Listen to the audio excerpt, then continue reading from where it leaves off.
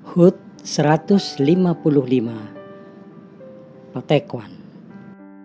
Selama 155 tahun, Tuhan telah menjaga dan memelihara pelayanan penginjilan Patequan. Mulai dari masa perintisan hingga lahir sebuah komunitas Kristen Tionghoa di Batavia. Pekerjaan penginjilan terhadap komunitas Tionghoa tersebut diprakarsai oleh seorang awam, Ketua Pengadilan Tinggi di Semarang yang bernama F.L. Anting dari Lembaga Pekabaran Injil Genootschap voor in en Uitwendigde Zending de Batavia, yaitu sebuah lembaga penginjilan di Batavia. Pada tahun 1856, untuk menjangkau orang Tionghoa, Mr. Anting mengundang seorang hamba Tuhan, Gan Kwe. Buah dari pelayanan penginjilan tersebut, maka pada tahun 1868 telah dibaptiskan 17 orang dewasa. Mereka inilah bakal jemaat Patequan, dan tahun 1868 ditetapkan sebagai tahun berdirinya jemaat Patequan. Komunitas jemaat ini awalnya berpindah-pindah dari satu rumah anggota jemaat ke rumah anggota jemaat lainnya. Tetapi akhirnya pada tahun 1884 menetap di Jalan Patequan. Seorang anggota jemaat yang bernama Goukou telah menghibahkan 4 rumahnya. Di tempat inilah dibangun sebuah gedung gereja pada tahun 1899 dan diakui oleh pemerintah Belanda dengan nama Evangelische Chinese Gemeente tot Uitbranding van Gods Koninkrijk. Gereja ini dibantu oleh NCV, Badan Misi Belanda, sampai tahun 1938.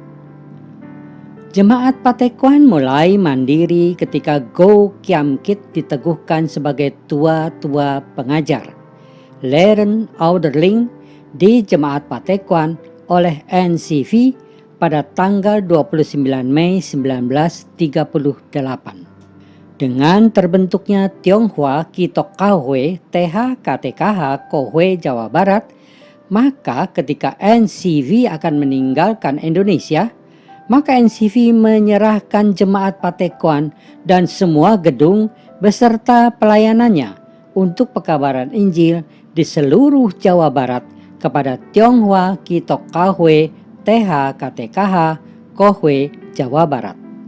Pada tahun 1939 terjadi kebangunan rohani di jemaat Patequan, dampak dari kebaktian kebangunan rohani oleh Dr. Jongsung di Gereja Sion. Setahun setelah itu, 1940, ada 150 orang yang dibaptiskan di jemaat Patequan. Dan atas perkenanan Tuhan, pada tanggal 24 Maret 1940, Go Kiam Kit, anak dari Goukou, ditabiskan menjadi pendeta pertama dengan nama David Timothy Gunawan. Jemaat Patequan terus berkembang dan bertambah banyak. Maka pada tanggal 29 September 1940 ditahbiskanlah pendeta Chua Tek Swat menjadi pendeta kedua untuk pelayanan di Komisi Pemuda. Jemaat Patequan terus bertambah. Maka pada tanggal 13 Januari 1943 ditahbiskanlah pendeta Chan Tong Ho Samuel Mesah. Kemudian pada tanggal 28 Maret 1943 ditahbiskan juga pendeta Go Bo Chai MC Wu khusus untuk melayani jemaat Patequan yang berbahasa Hokkien. Ketika terus berkembang dan bertambah banyak jumlah anggota yang dilayani, timbullah kesulitan untuk mengatur waktu dan tempat penyelenggaraan ibadah. Oleh karena itu, sebagian anggota jemaat Patequan yang berbahasa Hokkien mencari tempat lain. Pada tanggal 11 April 1952, gedung gereja di Jalan Pinangsia 1 nomor 18 berdiri. dan diresmikan sebagai jemaat yang berdiri sendiri menjadi Jemaat GKI Pinang Sia, dilayani oleh pendeta Go Bo Chai. Sebagian jemaat berbahasa Hokkien yang tidak turut pindah ke GKI Pinang Sia tetap ada bersama jemaat Patequan, dilayani oleh pendeta Go Kiam Kit. Pada tanggal 18 Mei 1952, mereka diresmikan sebagai jemaat yang berdiri sendiri dan berkembang menjadi Jemaat GKI Kanaan. Menjelang tahun 1953 mulai tampak tanda-tanda ketidaksehatian di tubuh Majelis Jemaat Patequan. Ada perbedaan pendapat berkenaan dengan masalah-masalah internal organisatoris. Perbedaan pendapat antara sebagian anggota Majelis Jemaat dengan pendeta Go Kiam Kit tidak dapat diselesaikan oleh Korps Majelis Jemaat. Tim dari Klasis pun tidak dapat menyelesaikannya. Kegagalan dalam menyelesaikan perbedaan pendapat ini menyebabkan munculnya perpecahan yang dikenal sebagai peristiwa Patequan di tahun 1953. Tepat pada tanggal 10 Mei 1953 terjadi peristiwa Patequan. Perpecahan tidak dapat dihindarkan. Sebagian anggota Majelis Jemaat membawa sebagian anggota Jemaat Patequan berpindah dan berhimpun di Balai Pertemuan Kawula Muda Cheng Lian Hui yang dibangun dan diresmikan oleh Jemaat Patequan pada tanggal 24 Agustus 1946 yang terletak di Jalan Krekot nomor 28, sekarang Jalan Samanhudi. Kemudian mereka menempati gedung gereja yang baru di Jalan Kelinci nomor 34 Jakarta.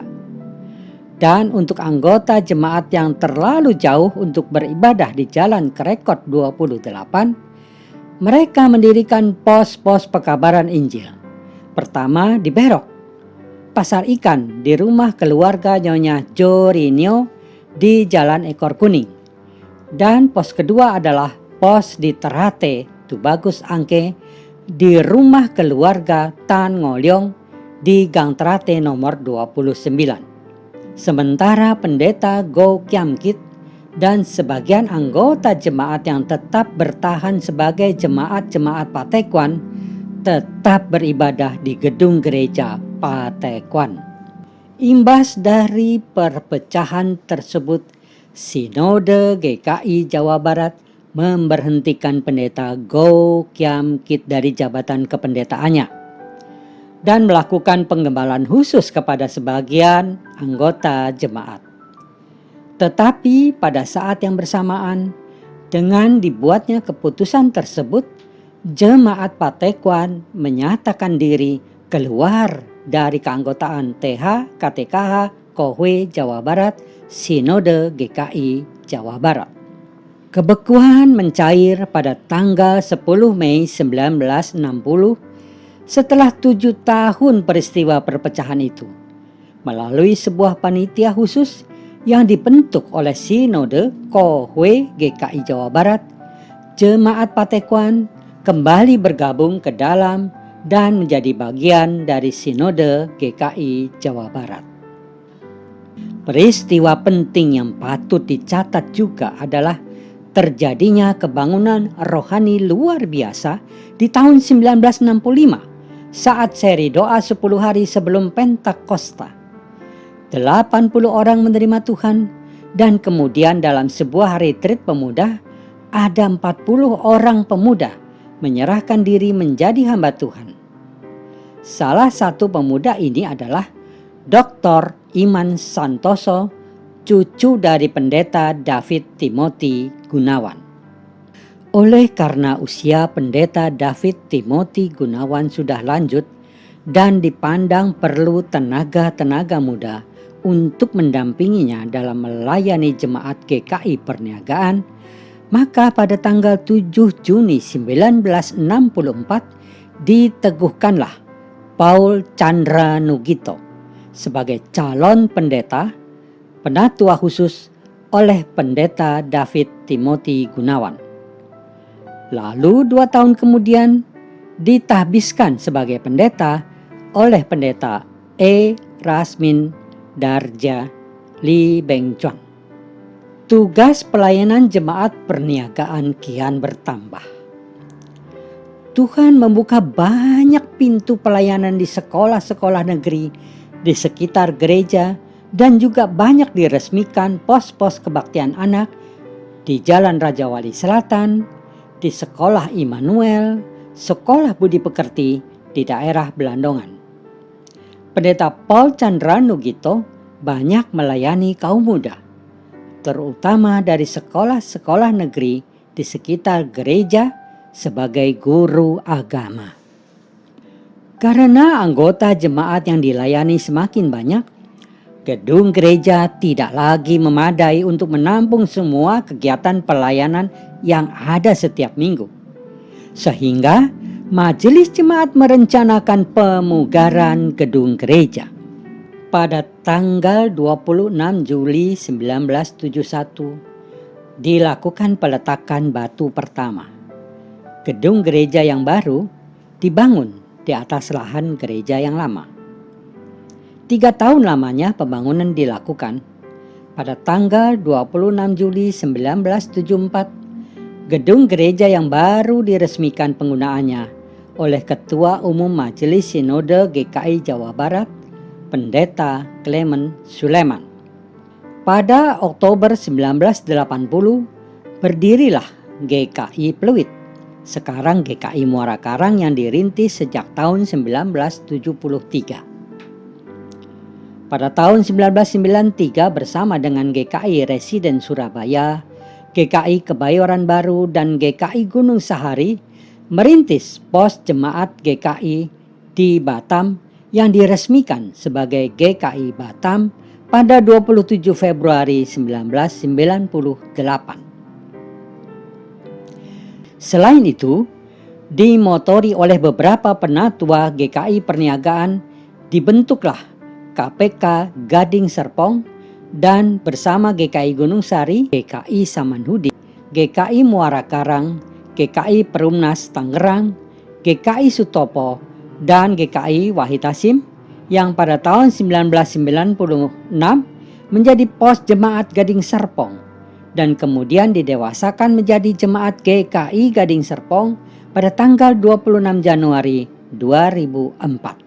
Dan pada tahun ini di usianya yang ke-155 tahun, satu hal yang penting dicatat adalah pembelian lahan di Petak Asem untuk mempersiapkan pendewasaan bakal jemaat Petak Asem.